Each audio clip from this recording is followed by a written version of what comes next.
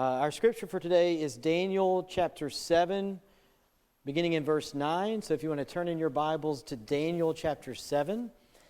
Today is Christ the King Sunday, or the Reign of Christ Sunday. It's the last Sunday of the Christian year. I don't know if y'all know this or care about this, but next Sunday is Advent, which a lot of us do know about. That's where we're beginning. It's a teaching tool that the church developed to help us all come around the story of God and the story of Jesus over and over and over again. And it culminates in today where we say, man, Jesus is King. Why was He born? Why did He die? Why did He rise from the dead? And all of the teaching and preaching and healing and casting out demons that He does, it's because He is King of Kings and Lord of Lords. And so we're going to look at two scripture passages today. One from Daniel, which is like super apocalyptic, and one from John chapter 18, which is super earthy. And so the Daniel one, I couldn't find a picture because it's like, how do you paint a painting of this vision? It's hard to know what's true anymore. Anybody heard someone say that lately? You know, you just can't tell what's true anymore. You just can't tell. I mean, I saw this, but I don't know if it's true. I mean, it's probably not true. Anybody? I hear people say that. Have you ever felt that way, whether it's the headlines or social media feeds or even conversations that we have with one another? Truth feels like it's slipping through our fingers. And this is not just a philosophical problem. It's personal. The confusion that we're living in where we don't know what's really true, it affects us. Living in a world where we don't know what's true is really harming our mental health, our emotional health, our spiritual health. I see it. I bet you see it. Particularly since 2013. That was a watershed year, unfortunately. I think that's the right way to use that word. I don't know. But 2013, every statistic that you can study has gotten worse. And you see it, and I see it, and lawyers and judges see it, I bet, and teachers and coaches see it. Children's and youth ministers see it. By the way, our youth are at Epworth this weekend. We need to be praying for them. Two of mine are there. So, it's awesome. We're glad they're down there. But anyone that's been doing youth ministry for more than a while, or children's ministry, like Chrissy, I remember a few years ago at camp, I hope she wouldn't mind me saying this, I just saw her outside by herself, and she had tears in her eyes. And she said, because we love these kids, but the kids are not okay. They're not the same. Kirsten's been doing children's ministry 20 years. And she can tell you, since COVID, you could say, but the last few years, it is harder. It's not the same, and it's not their fault. Our culture is lost, and we're all a part of it. And so it's making us sick. Mentally, more anxiety, more depression. When you don't know what's real, when you're not anchored, that's what happens. Now, let's add Thanksgiving to the mix. How many of you are looking forward to Thanksgiving? All right, good. How many of you are looking forward to Thanksgiving, but you may be crazier after Thanksgiving than you were before after time with your family? You don't have to raise your hands. Yeah, right. Right? I mean, how many people, when it comes to Thanksgiving, going home for the holidays, it's kind of like shields up. Got to put some emotional, mental shields up because it's hard. And this beautiful holiday invites us to reflect on gratitude, but it also brings tension and hurt and chaos. And then you know what's next? Christmas. With never-ending to-do lists and expectations. How many of us look at Christmas and it's just stressful? And I got to buy a bunch of presents for people I care about. Right? And it's stressful. And we can actually leave Thanksgiving and Christmas feeling miserable. I shouldn't say this, but they had Mistletoe Market, and so Holland and Livy were gone, but Shelley was like, I'm going to take Presley to Mistletoe Market, but can you keep Dax? And I was like, I would love to keep Dax, right? So I told And so I shouldn't say this, but y'all love me, I hope. I told Dax, I said, Dax, they're going to something called Mistletoe Market, but for the girls, it's Mistletoe Market. For the guys, it's Miserable Market. We don't want to go. I'm sorry. I know, I'm sorry. So I'm kidding. I've been to Mistletoe. I love it, but I didn't want to go. I would rather chase my 3-year-old around. Do you get what I'm saying? There's just times that I don't want to be in the hustle and bustle. Why? Why is it that Thanksgiving and Christmas can make us miserable? Think about this. If you're at the center of your life, if you're the center of your own life and your own universe, who do you give thanks to? Somebody or something on the periphery? So that's what we're going to talk about. We're going to talk about today, what does it mean to move away from the center, from our lives being at the center of everything and making Jesus the center. And so we're going to look at that passage from Daniel. The prophet Daniel, chapter 7. Daniel is a Jewish prophet. The people are living in exile. The Jewish people in Israel has been destroyed. The temple's destroyed. Remember Daniel in the lion's den, Shadrach, Meshach, and Abednego? They're living in Babylon, a foreign land, a pagan land. There's no Torah. There's no temple. They're trying to hold on to the truth, right? They're trying to hold on to the truth, but they're all lost. They live in a people that's lost, and even the people of God are spiritually lost and in exile. Does this sound familiar to anybody? And so when we look at these exile prophets, they're calling us back. So Daniel is this prophet. And then in the weirdest thing, he gets this apocalyptic vision. It is weird. The second half of the book of Daniel is weird like Revelation. It's just strange visions. But what's interesting about it is he's prophesying about future kingdoms, which you can actually see come to pass. So if you look at the book of Daniel, and I'm not a good historian, I can't rattle it off, but some of you can. But he prophesies that the fall of Babylon, and then this kingdom, and then this kingdom. But then in the midst of this apocalyptic vision, God sneaks in this vision of an eternal kingdom. A kingdom that does not fall. You with me? All right, here we go. Daniel chapter 7, verse 9.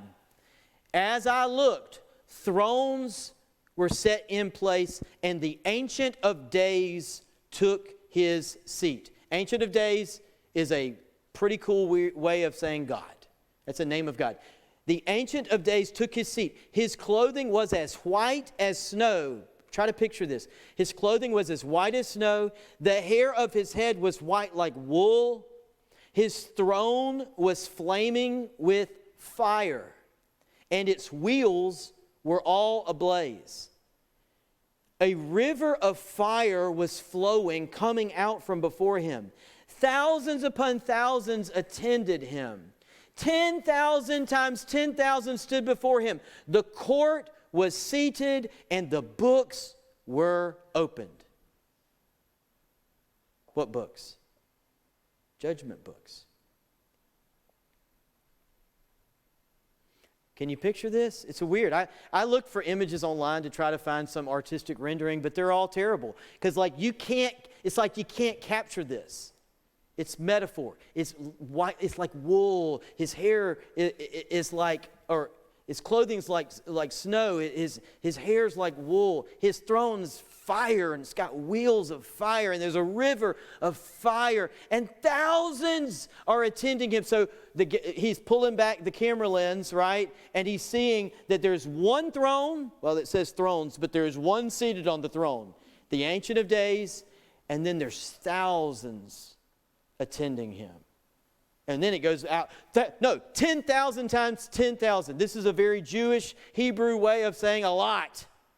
This is a lot. 10,000 times 10,000 stood before him. And then he goes on. I'm skipped to verse 13. In my vision at night I looked, and there before me was one like a son of man coming with the clouds of heaven. Does that ring a bell? Yeah. Who says this later? Jesus. In talking about himself. The number one way Jesus describes himself is Son of Man. More than Son of God, Messiah, Savior, Lord. He calls himself Son of Man, and he's taken that from Daniel. He is claiming that he is this Son of Man. So, but Daniel sees a Son of Man. It's like someone. It's like a human one, like a son of human beings. A Son of Man is coming on the clouds of heaven. Jesus said this. You will see the heavens open. In my vision at night I looked, and there before me was one like a Son of Man coming with the clouds of heaven. He approached the Ancient of Days and was led into his presence. He was given authority, glory, and sovereign power. All nations and peoples of every language worshiped him. His dominion is an everlasting dominion that will not pass away, and his kingdom is one that will never be destroyed. The grass withers, the flower fades, but the word of our God shall never die. Thanks be to God. So that's a vision that Daniel has of God on a throne,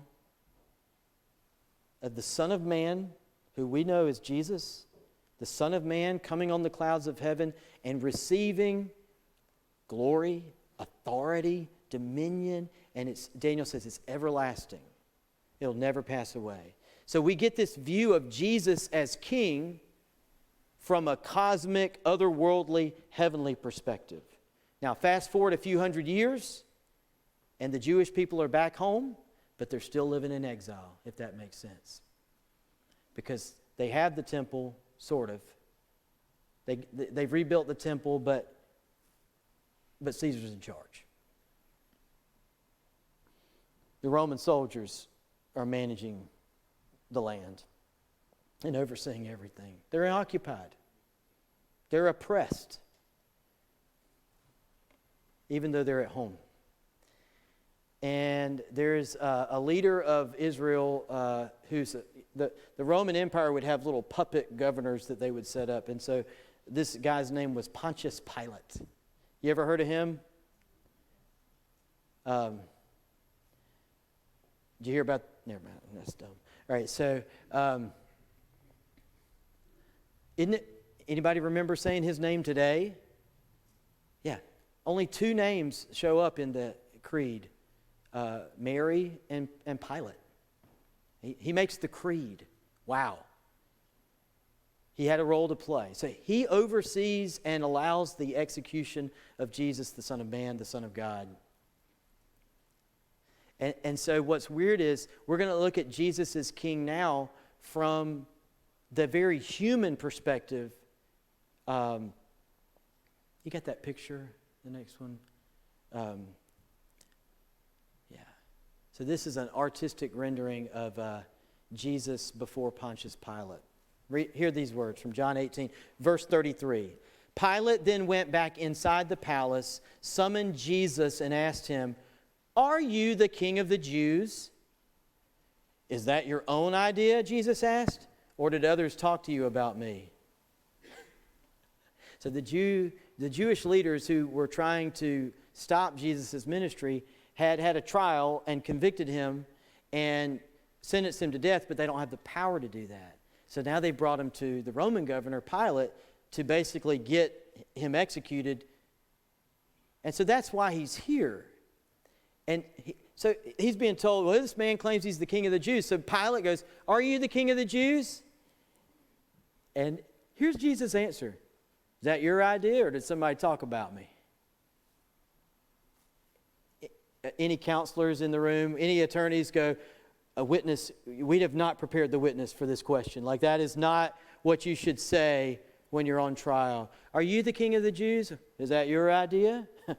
Or have people been talking about me?" Then Pilate says, "Am I a Jew?" He despises the Jew. "Am I a Jew? Your own people and chief priests handed you over to me. What is it you have done?" And Jesus said, "My kingdom is not of this world.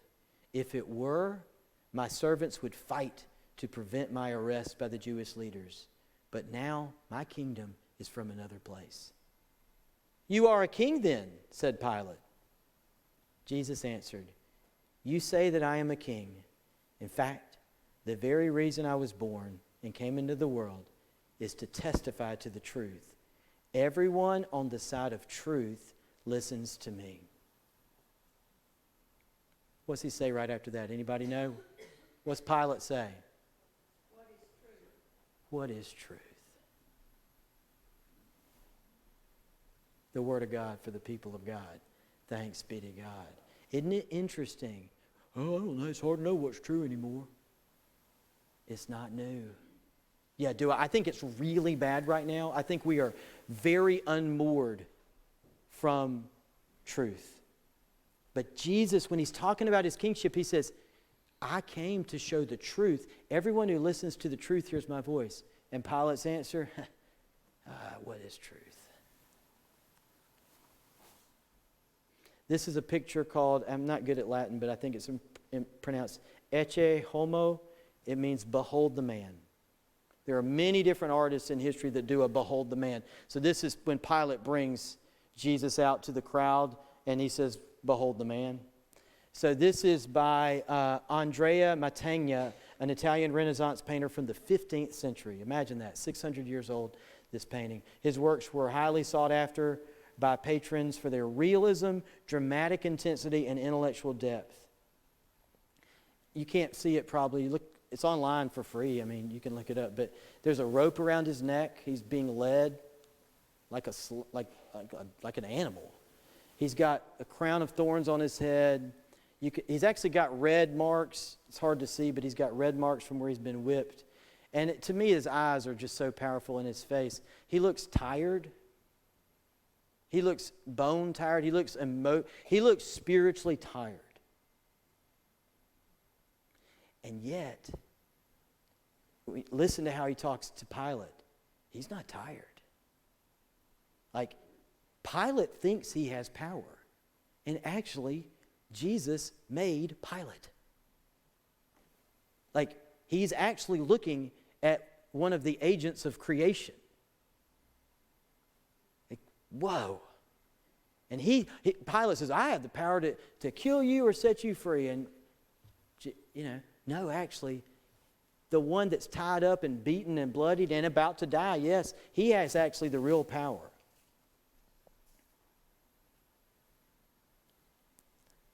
But Pilate can't see this.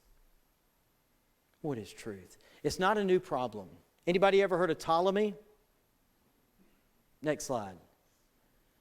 So Ptolemy is an astronomer, ancient astronomer, and I love scientists. I love scientists now, and I love scientists hundreds of years ago because they're thinkers and they're cutting edge and they're pushing the human project forward. So this is Ptolemy, and he would plot the stars and the sun and the moon and the planets. I know you probably can't see it super well, but it's kind of messy, all right? It kind of does these like whoop, whoop, whoop things, all right? Guess what's at the center of Ptolemy's solar system? Earth, right? Makes sense. The sun goes around the earth. I can tell that, can't you? It rises over there every day, and I don't actually know which direction we are, but, it sure seems to be going. We are the center of the solar system, probably the whole universe, let's be honest. We're pretty great, right? And the sun, so Ptolemy plots. Now, here's the thing. Is this true? Actually, yes. That is a very, very accurate celestial map that people of the day probably used. There's Venus. It kind of goes like this, and then it does this curlicue, and then it comes there, and then it does another one.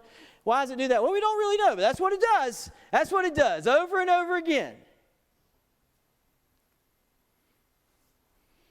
Fast forward a little bit, and somebody had an idea. Next slide. What that big old ball of fire, that hot thing, what if that's the center? You move it to the center and look at all the lines now. Nice, predictable ellipses.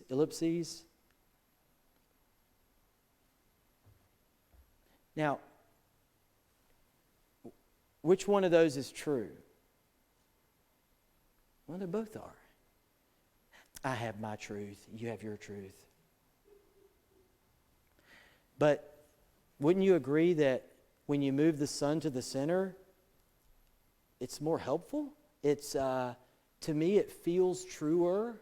It sure makes more sense.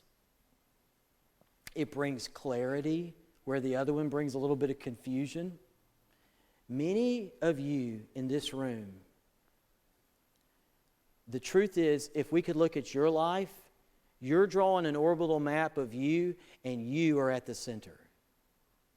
And when you are at the center, and a lot of us get a nice little philosophy of life, I got my way of doing things, and it works well for me. All right. How's that really working for you? Because I'm willing to bet that when you put yourself at the center of your universe, you might have a diagram, but it's a little bit crazy. And it doesn't work very well. And this is the trick, just like in Daniel's illustration. There was one person at the center. There is one being, one center. There is only one God. He is on the throne. There is no confusion in heaven. There is zero confusion in heaven on who gets to be on the throne. And then there's thousands and thousands and thousands of people, and they're like, that guy's awesome. Yeah, like, let's attend him. Yeah. Right? There's no confusion. But then you get to earth, and it's like, well, I mean, are you the King of the Jews? I mean, what is truth?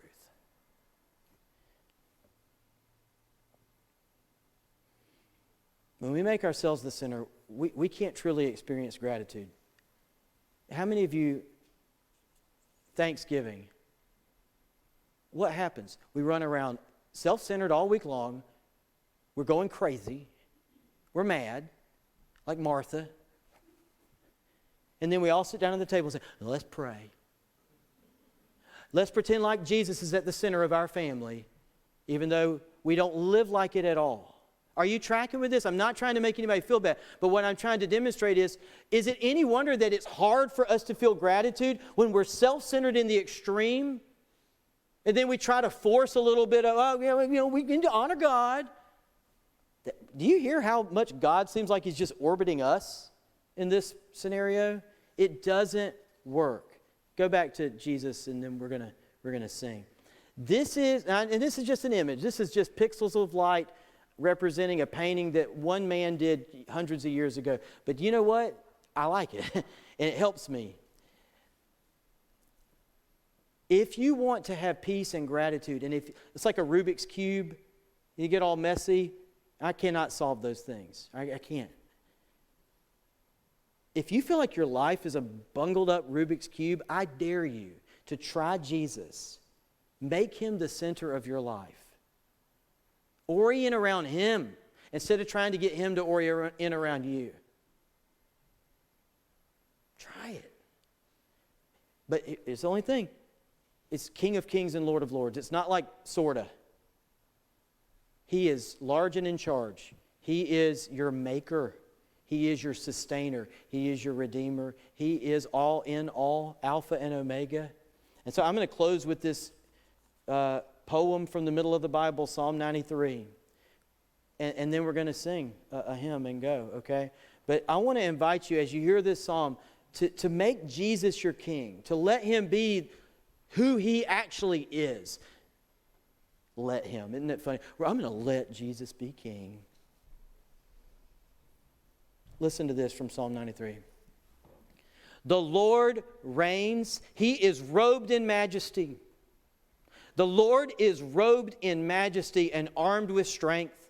Indeed, the world is established, firm and secure. Your throne was established long ago. You are from all eternity. The seas have lifted up, Lord, the seas have lifted up their voice. The seas have lifted up their pounding waves, mightier than the thunder of the great waters, mightier than the breakers of the sea. The Lord on high is mighty. Your statutes, Lord, stand firm. Holiness adorns your house for endless days. Let's pray. God, thank you. We want to really be able to say thank you this week.